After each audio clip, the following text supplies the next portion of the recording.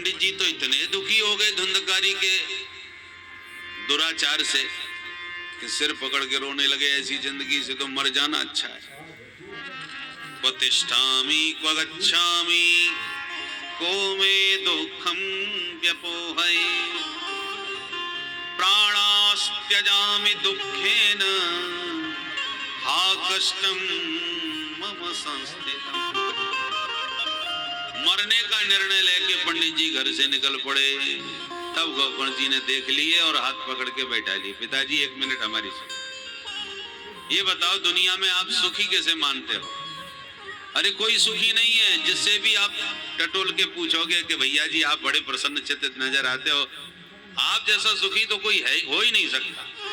बस वही अपनी राम कहानी सुनाना चालू करेगा, भैया ठीक है और हमारी तो हम ही जानते हैं। जिससे भी पूछो, जिसको भी आप सुखी समझते हो, उसको जब हृदय के टटोलने की कोशिश करोगे तो तुरंत अपनी समस्याओं के अंबारे खड़े कर देगा। सब दुखी है, नानक दुखिया सब संसार। कोई तन दुखी, कोई मन दुखी, कोई धन बिन रहत उदास, थोड़े थोड़े सब दुखी, सुखी राम के दास। राम के दास कभी न होवे उदास, बाकी तो सब हताश। आत्मदेव ने कहा, अरे बेटा गोकर्ण, यही बात उस बाबा जी ने भी हमको समझाई थी, पर मेरी बुद्धि खराब थी, समझ में नहीं आई, पर अब अच्छी तरह समझ गया। बेटा ये बताओ मैं करूं क्या? तब 2 श्लोकों में दिव्य ज्ञान गोकर्ण जी ने दिया। इसको गोकर्ण गीता कहते हैं। देहेस्थिमां सरुधरे भीमतिं त्यजत्वं जाया सुतादिषु सदा ममतां विमुञ्च पश्यानिशं जगदिदं क्षणभङ्गनिष्ठम् वैराग्यरागरसिको भवभक्तिनिष्ठा धर्मं भजस्व सततं त्यज लोकधर्मान् सेवस्व साधु पुरुषान् जय कामतृष्णान् अन्यस्य दोषगुणचिन्तनमाशु मुक्त्वा सेवा कथा रसमहो नितरां पिबत्वम्। ये 2 श्लोक समस्त शास्त्रों का सार निकाल करके गोकर्ण जी ने दिया है। गोकर्ण जी कहते हैं, पिताजी हम समस्त जगत के जीव 2 रस्सियों से बंधे हैं, नाम है अहमता और ममता। देह में आत्मबुद्धि और संबंधियों में ममत्व बुद्धि, इसी का नाम अहमता और ममता है। इन्हीं में हम सब बंधे हुए हैं। इसलिए पिताजी ये मोह ममता की रस्सियां खोलो, सारे संसार को अनित्य नाशवान समझो, परम धर्म का आश्रय लो, लौकिक धर्म का परित्याग करो, साधु संतों की संगत करो और कामनाओं के कांटे हृदय से निकाल के फेंक दो, कल्याण हो जाएगा। गोकर्ण के हृदय में एक एक वचन गोकर्ण के हृदय में उतर गए आत्मदेव के। तुरंत घर छोड़ के जंगल में चला गया। गृहम विहाय यातो वनम स्थिरमति, स्थिर चित्त होकर के गोकर्ण के उपदेश के कारण आत्मदेव घर से निकल गए। पिताजी के जाने के बाद माताजी की पिटाई चालू करी तो माताजी ने कुआं में गिर के आत्महत्या कर ली। गोकर्ण जी को लगा कि मेरा नंबर आने वाला है, सो वो पहली तीर्थ यात्रा करने के बहाने निकल गए। अब कोई नहीं रहा तो गोकर्ण धुंधकारी स्वतंत्र हो गया। गोकर्ण के जाने के बाद 5 वैश्याओं को घर में बैठा लिया बुला के उन्हीं को खुश करने के लिए चोरी डकैती और लूटपाट करने लगा। एक दिन राजघराने की चोरी करके लाके दिया, हीरे जवाहरात। पांचों वैश्याएं प्रसन्न हो गई, पिला करके इस धुंधकारी को सुला दिया और रात में मीटिंग करी। बहना चकाचक कर दिया इसने तो। एक बोली चकाचक तो है, पर बहन किसी न किसी दिन तो पकड़ा जाएगा, राजा नहीं छोड़ने वाला। जब पिटाई होगी और पूछा जाएगा माल किधर, तो बोलेगा इधर, तो क्या अपन बच जाएंगी फिर? हाँ, तो अब क्या करें? एक बोली मेरी समझ से राजा मारा, उससे पहले अपने ही निपटा दो, फिर कोई टेंशन नहीं। हाँ, सबसे बढ़िया बात है। तो रात में पलंग के साथ बांध दिया रस्सियों में। चिल्लाने की कोशिश करी तो आगे के अंगारे मुंह में भर दिए। गला दबा करके महाराज मार डाला। गड्ढा खोद करके आंगन में दफना दिया। सवेरे तक तो आंगन साफ। माल का बंटवारा करके पांचों गायब। गौकर्ण जी को तीर्थ यात्रा में पता चला तो गया में श्राद्ध किया, लौट के घर आए और घर में गौकर्ण जी सो रहे थे कि अचानक भेड़ का बच्चा दिखाई पड़ा। भगाने लगे तो भैंसा बन गया, थोड़ी देर में हाथी बन गया। गौकर्ण जी डर गए, भैया ये कौन सी बला है? ए भैया कौन हो तुम? तो अच्छा भला मनुष्य बन के सामने खड़ा हो गया और चिल्लाना रोना चालू कर दिया। गौकर्ण जी पहले तो डर गए, फिर संभल गए और हाथ में जल लेके मंत्र पढ़ के मारा। तुरंत बोल पड़ा प्रेत, अहम भ्राता त्वदीयोऽस्मि धुंधुकारीति नामतः स्वकीयेनैव दोषेण ब्रह्मत्वं नाशितं मया। तुम्हारा ही भाई धुंधकारी हूं भैया, मैंने कितने पाप किए कोई गिनती नहीं, मेरा उद्धार करो इस प्रेत योनि से। भजन करत बिटिया भली बिना भजन नहीं पूत, सबरी तो वैकुंठ गई धुंधकारी भयो भूत। बोलो राधे राधे। बेटा बेटा बेटा करके हम मांगते तो हैं, और बिटिया भी हो तो सबरी जैसी हो, और बेटा धुंधकारी जैसा निकला तो किसी काम का नहीं।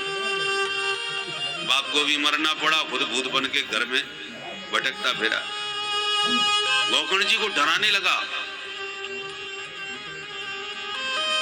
जब परिचय दिया कि मैं तुम्हारा भैया धुंधकारी हूं, तो गौकर्ण जी बोले मैं तो तेरे लिए श्राद्ध करके आया हूं, तेरे लिए ही गया पर गया था।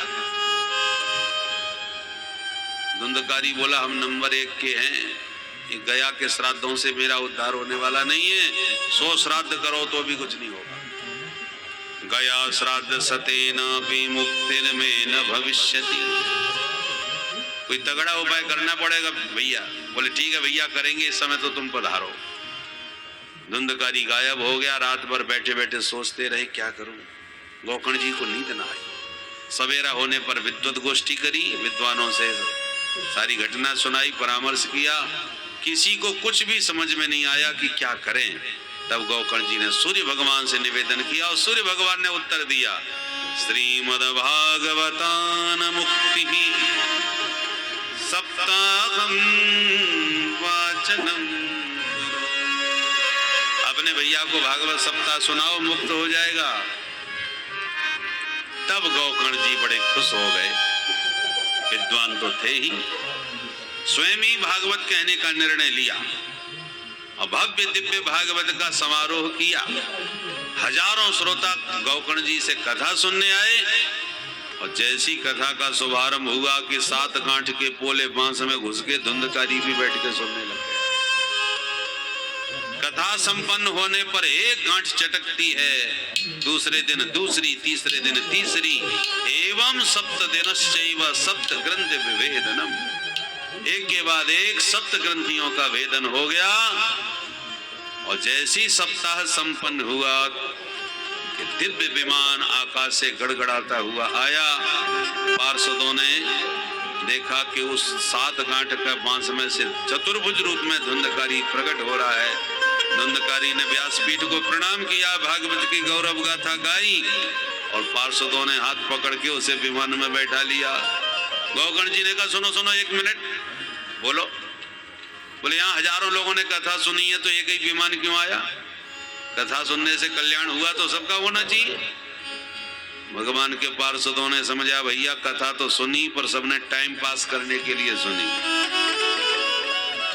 कल्याण की कामना से कथा केवल धुंधकारी सुन रहा था, बाकी तो सब समय पास कर रहे।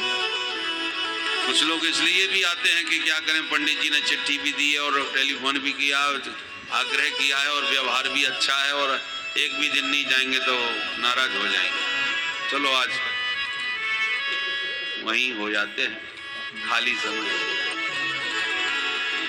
तो प्राय आजकल कथा सत्संग में भी व्यवहारिकता बढ़ती जा रही है, औपचारिकताएं बढ़ रही है, वहां कल्याण की भावना नहीं दिखाई पड़ती। पार्षद कह के चले गए, श्रोता सब निराश उदास हो गए। गौकर्ण जी बोले घबराओ मत, अब की बार जो हुआ सो हुआ, पर दोबारा मत गड़बड़ करना, सावधान होकर सुनना। पुनः जब कथा का आयोजन गौकर्ण जी ने अगले मास में किया, सभी ने इतने सजग होकर के कथा का श्रवण किया कि जब सप्ताह संपन्न किया तो जितने श्रोता उतने विमान आकाश मंडल से उतर आए। स्वयं साक्षात श्री हरि ने प्रकट होकर के गौकर्ण को हृदय से लगा लिया। बोल भागवत भगवान की जय। जैसे राम जी अवधपुर वासियों को साथ में लेके साकेत धाम गए थे, अयोध्या वासिनः पूर्वम यथा रामेण संगता तथा कृष्णेन तेनीता गोलोकम योगी दुर्लभम। ऐसे ही गौकर्ण जी सभी श्रोता समुदाय के साथ जो योगियों को भी दुर्लभ धाम है, उस धाम के अधिकारी बने। चित्रकूट में सांडिल्य मुनि के द्वारा कहा हुआ प्रसंग मैंने तुम्हें सुनाया है। अब इससे ज्यादा भागवत की महिमा और क्या हो सकती है। जब धुंधकारी जैसा पापी तर गया तो छोटे मोटे पापी तर जाए तो क्या आश्चर्य से। अंतिम अध्याय में विधि का वर्णन किया। विधि का बोध होना आवश्यक है। डॉक्टर दवा देता है, वैद्य लोग, डॉक्टर तो आजकल उतना नहीं बताते, वैद्य लोग बहुत बताते थे विधि। शहद के साथ चाटना, इतनी बार चाटना, आगे पीछे ये मत खाना, ये खटाई बिल्कुल मत खाना, ये तमाम परहेज भी बताते थे। बोले जो बार बार आता है बोले लंघन कर लो, 2-4 दिन मत खाओ।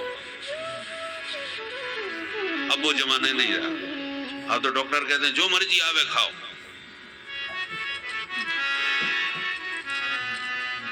तो विधि, औषधि के सेवन में जैसे विधि होती है, परहेज होता है, ऐसी भागवत के श्रवण में भी विधि विधान है।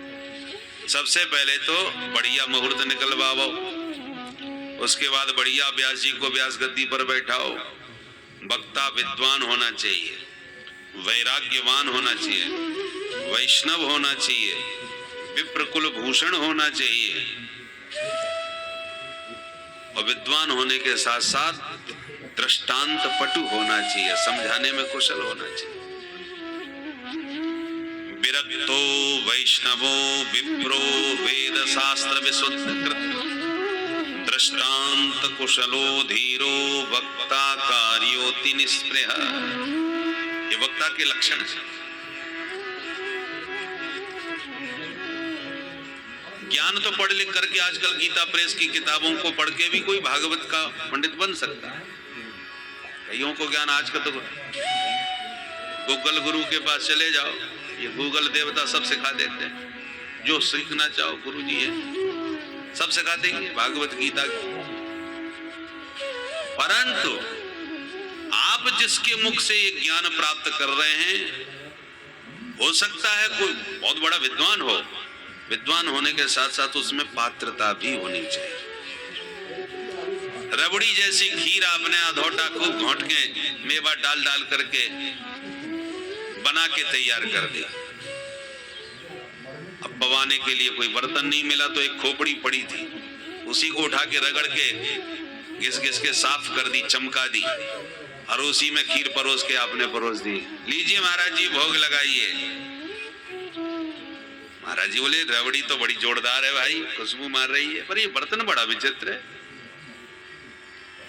ये कटोरा कहां से खरीदा? बोले कटोरा नहीं है महाराज, बर्तन कोई मिला ही नहीं, सो हमने खोपड़ी पड़ी थी उसी को रगड़ के साफ कर दिया, चमका दिया महाराज, कोई कसर नहीं है, कोई कमी नहीं है। अरे तुम बर्तन को छोड़ो, आप तो खीर को देखो। अब बोलो कोई भी सज्जन वो खीर खाएगा? थोड़ा भी सात्विक व्यक्ति यदि हुआ तो भूखा रहना पसंद करेगा, पर ऐसी रबड़ी जैसी खीर नहीं खाएगा कि खोपड़ी में परोस लाई। तुम बताओ, तुम्हें और कोई बर्तन नहीं मिला? तो भैया पदार्थ कितना भी सुंदर हो, उसमें पात्र भी तो सुंदर होना चाहिए। ये सिल्वर के जो बर्तन हैं, ये अंग्रेजों ने तैयार किए थे क्रांतिकारियों को भोजन कराने के लिए इनमें, ताकि इनमें भोजन करने से वो ज्यादा बीमार हों, ज्यादा रोगी हों और जल्दी जैसी आराम हो। परंतु आज देखो घर घर में पहुंच गए, अब तो हम उसी में पाने लग गए। बहुत खतरनाक होते हैं। हमारे गुरुदेव तो घुसने नहीं देते थे। स्टील तो फिर भी ठीक है, परंतु पहले पुराने जमाने में शुद्ध लोहे की कढ़ाई में भोजन बनता था, साग सब्जी बनती थी, क्या स्वाद आता था। अब तो कुकर में, चाहे वो सिल्वर का हो, मार दी सीटी, घर हो गया भोजन। पहले लोहे के बर्तन होते थे जिसमें भोजन को खूब अच्छी तरह से सिद्ध किया जाता था। उसके बाद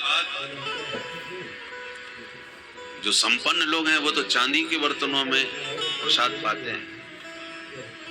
पदार्थ देखो, पात्र जितना ऊंचा होता है पाने का भी स्वाद ऊंचा बढ़ जाता है। आजकल प्लास्टिक के वो कप चल गए हैं, या चीनी मिट्टी के जो बर्तन चल गए हैं, शास्त्र के अनुसार तो महा अशुद्ध होते हैं। सीसा का और ये तो मिट्टी का बर्तन एक बार प्रयोग में लाने के बाद दोबारा थोड़ी, कुल्हड़ में आपने पानी पी लिया, दूध पी लिया, चाय पी लिया तो साफ करके रखोगे क्या? एक बार प्रयोग में करने के बाद फिर उसको दोबारा प्रयोग नहीं किया जाता। और ये जो बढ़िया अत्याधुनिक बन गए हैं, परंतु उनको तो हम साफ करके बस खंगाल के रख दिए, दोबारा फिर उसी में पी लिए। मजते तो है नहीं ठीक से। धातु का पात्र तो मज जाता है, साफ हो जाता है। और ये प्लास्टिक के और जो गिलास है वो तो बहुत ही खतरनाक है, उसमें तो चाय वगैरह पीना ही नहीं चाहिए, हानिकारक होती है। और वही चाय मिट्टी के कुल्हड़ में पियो तो कितना स्वाद आता है। चाय भले ही वही है, पात्र का भी अपना प्रभाव होता है।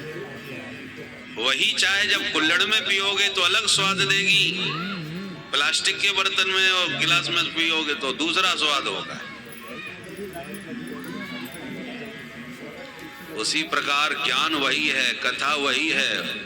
गूगल गुरु की शरण में भी कोई पढ़ लिख करके आ सकता है, परंतु आचार्य का कृपा पात्र न हो, गुरु परंपरा से उसने विद्या को धारण न किया हो, तो ज्ञानी तो हो सकता, माने जानकार तो हो सकता है, और संशय क्षेत्रता नहीं है। पात्रता के अभाव में ऐसे अल्पज्ञ से सुननी भी नहीं चाहिए।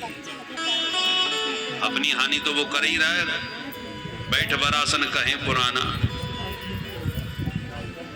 तो अनधिकारी के मुख से सुनने पर भी अपराध होता है, पात्र के मुख से ही ज्ञान ग्रहण करना चाहिए, कुपात्र के मुख से नहीं। इसलिए स्पष्ट कहा, विरक्तो वैष्णवो विप्रो। 3 बातें ध्यान से। आजकल लोग अपना अपना दावा सिद्ध करने लगते हैं, अरे हमारे खानदान में कन्हैया पैदा हो गई इसलिए व्यास गद्दी पर पहला अधिकार तो हमारा ही है। अच्छा बात अपना ये बताइए, बोलो राधे अपना राधे। यहाँ स्थान कब से जुड़े हैं? आजकल तो सब परम स्वतंत्र, न सिर पर कोई शास्त्र क्या कहते हैं उनसे मतलब नहीं, वो तो शास्त्र से अपने मतलब की बात यहाँ पकड़ते हैं बस। से लाभ हुआ कुछ? अरे जिस भागवत को आप कह रहे हो उस भागवत में क्या लिखा है उसको भी तो मानो। अरे जिससे मतलब निकल रहा है बस वो उतना ही अंश मानेंगे, जो समझ में नहीं आता उसको हटा देंगे, नहीं नहीं ये बात हमको समझ में बनी रहती है। इसलिए पात्र के मुख से सुनकर ही कल्याण होगा, याद रखिएगा। कथा समापन हो गए तो सबको खूब चाव भाव से खूब संकीर्तन करना चाहिए। जैसे भोजन ज्यादा हो जाए तो हाजमोला की गोली चूसने से पच जाता है, ऐसी भगवान नाम संकीर्तन का रसायन पान करने से कथामृत भी हृदयंगम हो जाता है। इसलिए प्रतिदिन कथा के समापन में संकीर्तन करे। कीर्तन की बात सुन करके नारद जी खुश हो गए। नारद जी ने छेड़ दिया रागमाल कोश अपनी बीणा पर। प्रहलाद जी प्रकट होकर ताली बजाने लगे, उद्धव जी मजीरा बजाने लगे, अर्जुन मधुर कंठ से स्वरों का आलाप भरने लगे, देवराज इंद्र ने प्रकट होकर के मृदंग बजाना प्रारंभ कर दिया, सनकादिक जय जयकार करने लगे। भक्ति ज्ञान वैराग्य तीनों ताता थैया नाचने लग गए। सुखदेव जी मस्ती में प्रकट होकर के भागवत के श्लोक गुनगुनाने लगे।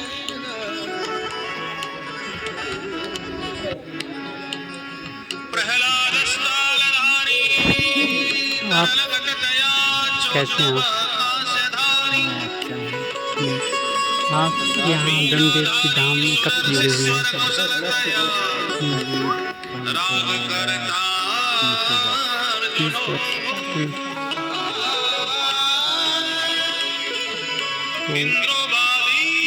तो आपको यहाँ कुछ कृपा बनी रही हमेशा भगवान की?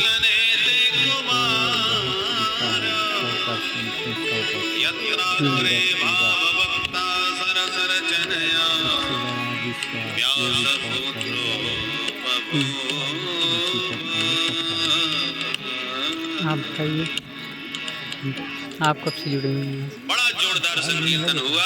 आइए हम और आप भी खूब मस्ती से ताली बजा के कीर्तन करेंगे और इसके साथ ही कथा को विश्राम देंगे। कल पुनः हम 1:30 बजे इस समय पर अधिक से अधिक संख्या में आने का प्रयास करेंगे।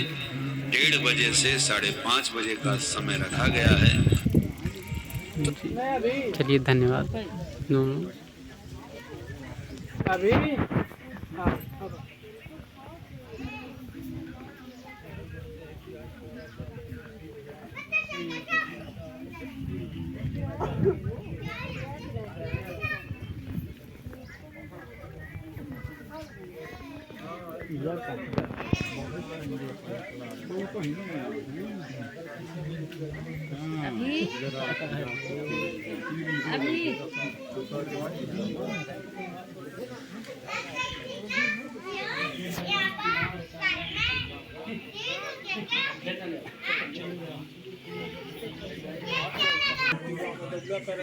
प्रेसिडेंट से पूछेगा ये बताओ सबसे ईमानदार सच्चाई सच कौन बोले जिससे कोई जमीन बाबत बात की जाए, ये साझा करता